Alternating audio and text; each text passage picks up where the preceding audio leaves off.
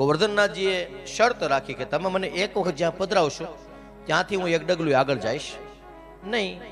વાત થઈ ગિરિરાજને પોતાના હાથમાં લઈ અને જતા હતા. એમાં જતીપુર આવ્યું, એમાં વૃંદાવન આવ્યું, એમાં મથુરા અને ગોકુળની બધી પવિત્ર ધરાઓ આવી. તો ગોવર્ધન પર્વતને સ્મૃતિ થઈ કે અહીંયા તો મારો નાથ ઠાકોરજી કનૈયો લીલા કરવા આવવાનો છે.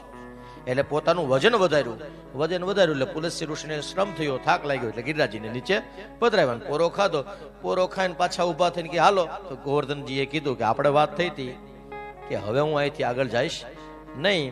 પુલસ્ત્ય ઋષિએ શ્રાપ આપ્યો કે તને તારા રૂપનું અભિમાન છે, એટલા માટે હું તને શ્રાપ આપું છું કે દરરોજ તલના દાણા જેટલો તું ક્ષય પામીશ.